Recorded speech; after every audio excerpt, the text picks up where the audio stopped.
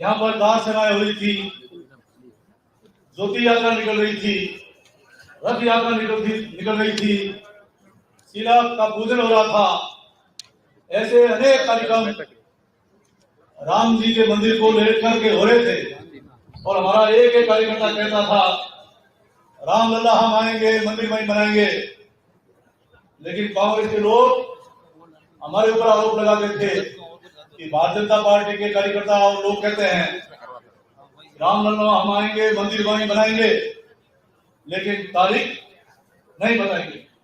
इस प्रकार का आरोप लगाते थे। और वो भी समय हमें याद है जब 1990 में पहली बार कार सेवा हुई थी। उस कार सेवा में पूरे हिंदुस्तान में जगह जगह राम भक्तों की गिरफ्तारियां हुई, हमारे कार्यकर्ताओं की गिरफ्तारियां हुई। और उस समय हमें भी रेलवे स्टेशन पर गिरफ्तार किया गया था और 20 दिन सेंट्रल जेल में रहे। उसके बाद में जब 1992 में दूसरी बार राम मंदिर बनाने के लिए अयोध्या में कार सेवा हुई तो सारे कार्यकर्ता निकले, ये दीवाने कहां चले, अयोध्या चले। 1990 में ऐसे नारे लगते थे ये दीवाने कहां चले, जेल चले। तो हंसते हंसते खुशी खुशी जेलों में हम जाते थे। और जब कार सेवा हुई तो कार सेवा में आदरणीय गजेंद्र सिंह जी शेखावत साहब भी थे, हम भी थे। मेरे किसी मित्र ने मुझे एक छाया चित्र भेजा अयोध्या की कार सेवा का। वो छाया चित्र मैंने गजेंद्र सिंह जी को भेजते हुए पूछा कि आप पहचानो इस छाया चित्र में आपके साथ कौन है। तो वास्तव में आपकी याददाश्त की मैं दाद दूंगा कि उन सभी बचपन के मित्रों को आपने पहचाना, मुझे बताया कि इसमें मेघराज जी हैं, इसमें जुगुजी ताबड़िया हैं, इसमें घनश्याम जी बाबू जी संगणी जी हैं, बाबू सिंह आप हो, मोहन सिंह जी भाटी साहब हैं। ऐसे सबके कुछ चित्र में बताए। तो वो एक दृश्य याद आता है जब एक अयोध्या छोटा गांव था, 1 महीने बाद रहने का हम सबको अवसर मिला था। और आज 500 वर्षों का वो सपना जो हमारे पूर्वजों ने हमें देखा था, 4 लाख से ज्यादा शहीद हुए थे, कई युद्ध हुए थे, कई लड़ाइयां हुई थी। वर्षों के समर्पण के बाद और कार सेवा में भी हमारे यहीं के महेंद्र नाथ जी अरोड़ा, सेठाराम जी परियार, कोठारी बंधु बीकानेर, जयपुर के, उसमें कई शहीद हुए थे। लेकिन वो बलिदान ऐसे ही नहीं गया। मां भारती के सपूत आदरणीय नरेंद्र मोदी जी को एक अवतार के रूप में प्रभु श्री राम ने माध्यम बनाया और नरेंद्र मोदी जब प्रधानमंत्री बने आज वो हमारा सपना साकार हुआ। पधारे, उन्होंने वहां पर शिलान्यास किया और शिलान्यास के दिन की तारीख बता दी कि 22 जनवरी को फिर से नरेंद्र मोदी जी पधारेंगे और यहाँ पर प्रभु श्री राम जी को विराजमान करेंगे। वो सपना हमारा साकार हुआ।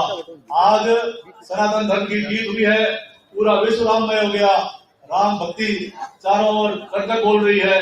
और अभी मुख्यमंत्री जी हम सबको वहां लगे तो वो दृश्य हमने देखा कि वास्तव में आज ये राष्ट्र मंदिर बना है, आज ये वर्ल्ड सिटी बनी है। और जिस मंदिर को, जिस दिवाली ढांचे को हमारे सामने ढा गया था, वहां पर प्रभु श्री राम का बहुत भव्य और विशाल मंदिर बनकर तैयार हो गया और रामलला वहां विराजमान हो गए। इससे बड़ी बात और कोई नहीं होती।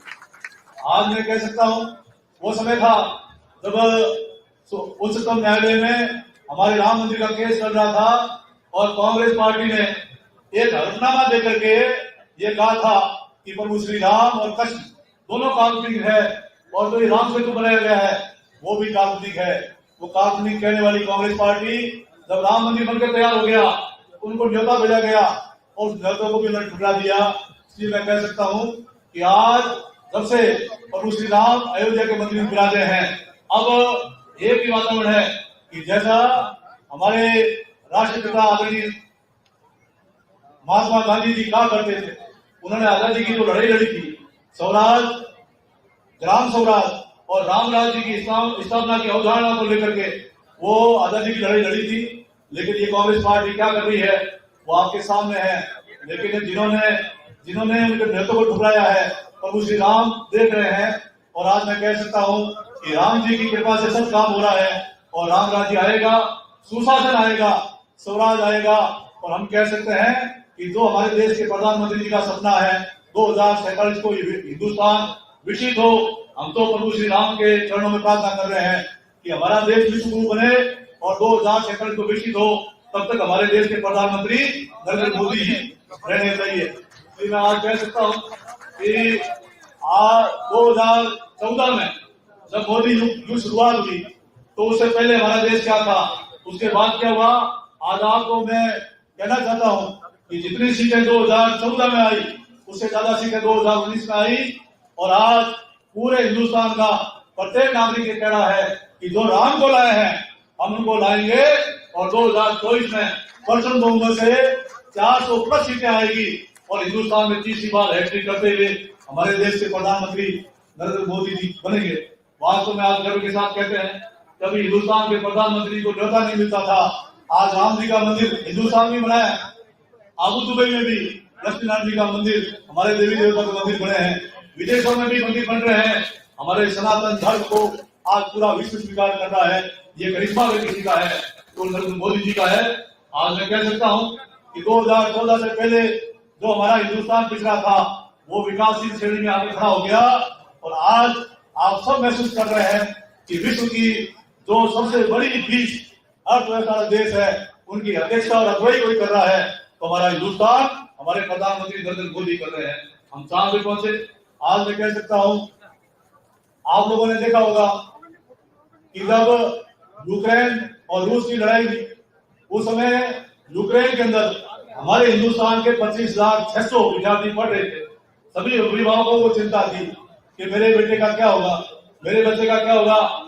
उस समय माननीय विद्यार्थी में आगे वही मिले संकट में हमारे साथ हमारे देश के प्रधानमंत्री जी खड़े हो गए और 2 टुक शब्दों में रूस को और यूक्रेन को चेतावनी दी कि मेरे विद्यार्थी सकुशल हिंदुस्तान लौटने चाहिए। आज मैं कह सकता हूं कि उस समय रूस और यूक्रेन की तोपें नीचे हो गई, बंदूकें झुक गई और तिरंगा ऑपरेशन हुआ और तिरंगा ऑपरेशन घोषणा हुई कि जो तिरंगा लेकर निकलेगा वो सकुशल अपने देश को लौटेगा। वास्तव में वहां पर तिरंगा लेकर हमारे विद्यार्थी निकले और सकुशल हिंदुस्तान लौटे। हिंदुस्तान ही नहीं लौटे, जो तिरंगा लेकर निकले थे उनकी आड़ में दूसरे देशों के भी विद्यार्थी उन तिरंगों के साथ रवाना हुए और हिंदुस्तान की वजह से वो भी सकुशल अपने देश को लौटे। इससे बड़ा गर्व की बात और क्या हो सकती है। आज कोई पंचायत भी पूरे विश्व की कर रहे हैं, हमारे देश के प्रधानमंत्री कर रहे हैं। इसलिए मैं कार्यकर्ता बंधुओं आप सबसे यही आग्रह करना चाहता हूं कि आज एक ही बात है कि अर्जुन का जो लक्ष्य था वो हमारा सबका लक्ष्य है। अर्जुन का लक्ष्य आंख में निशानी लगाना था और हमारा अर्जुन वाला जो निशाना है वो प्रधानमंत्री जी का सिंहासन है। प्रधानमंत्री जी सिंहासन पर कोई बैठे तो देश के प्रधानमंत्री नरेंद्र मोदी जी बैठे, जो हमारे देश का गौरव है। उनको प्रधानमंत्री बनाने के लिए आपको पूरी मजबूती के साथ खड़े होना है और मजबूती के साथ लगना है, दिन रात एक करना है और एक विधानसभा क्षेत्र से प्रचंड बहुमत से हम जीते हैं। सीटें हमारी बढ़ रही है, संख्या हमारी बढ़ रही है, तो विधानसभा क्षेत्रों में हमारी बढ़त और बढ़नी चाहिए। और हमें तो खुशी इस बात की है कि हमारे लोग लाडले आदरणीय गजेंद्र सिंह जी शेखावत साहब ने इस जोधपुर के लिए अपना पूरा योगदान दिया है, कोई कोर कसर बाकी रखी नहीं है। और आप सब इस बात को महसूस करते हैं कि आदरणीय जसवंत सिंह जी जसोल साहब टॉप 3 में बैठे थे और आज हिंदुस्तान में टॉप 5 में कोई बैठते हैं तो आदरणीय गजेंद्र सिंह जी शेखावत बैठते हैं। इसलिए हमें हमारे नेता पर गर्व है। आप सभी से निवेदन है, ये बात हम जानते हैं, सबको पता है कि सरकार तो नरेंद्र मोदी जी की बनेगी, लेकिन कुछ लोग ये भी कहते हैं कि एक सीट कम पड़ेगी तो क्या फर्क पड़ेगा, नरेंद्र मोदी प्रधानमंत्री बनेंगे। एक बोर्ड की चिंता करनी है। एक बोर्ड से आदरणीय अटल बिहारी वाजपेयी साहब की सरकार चली गई थी, एक बोर्ड से सीपी जोशी आ गए थे जो मुख्यमंत्री के दावेदार थे। कहीं एक बोर्ड की कसर से हम 2/3 बहुमत से पीछे नहीं रह जाए। ये 5 साल का ड्रीम प्रोजेक्ट है, हमारा सपना है कि हम विश्व गुरु भी बनेंगे और हमें और भी आगे आप देखना, आप लोग विचार नहीं कर सकते ऐसे ऐसे 5 साल में काम होंगे और विश्व विजेता हम बनेंगे, विश्व गुरु हम बनेंगे। इसलिए 5 साल नरेंद्र मोदी का लाना और एक सीट की चिंता करना हम सब कार्यकर्ताओं के लिए, हम सब कार्यकर्ताओं को जरूरी है। इसलिए आप सब लगे और प्रचंड बहुमत से गजेंद्र सिंह शेखावत साहब को आप जिताएं।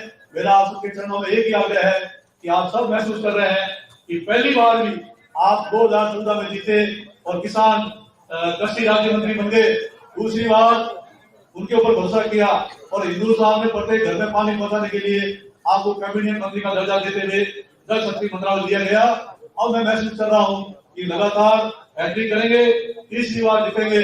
अब तो शायद गृह मंत्रालय से कम क्या लेंगे, मंत्रालय अच्छा ही मिलने वाला है। इसलिए अब अच्छा मंत्रालय मिले, इसके लिए हमारी जिम्मेदारी बढ़ जाती है। और गजेंद्र सिंह सेखावत साहब को आप भारी लोगों से जितने से जितना ज्यादा जिता के जाएंगे, अच्छा ही अच्छा होता मिलेगा। ये मैं आप सबसे निवेदन करना चाहता हूँ। आप सब तैयार हो? भारत माता की, भारत माता की। कमर कसिए, आगे बढ़िए, आगे बढ़ो और आगे बढ़कर विजयश्री को आह्वान करें। इन्हीं शुभकामनाएं साथ आप सब ने आज बड़े जोश के साथ, जो जोश है वो बरकरार है और विजयश्री हमारे चरण चूमे। बहुत बहुत धन्यवाद। जय हिंद, जय भारत माता। आदरणीय गजेंद्र सिंह जी को अग्रिम बधाई देते हुए मेरी वाणी विराम दूंगा। भारत माता की।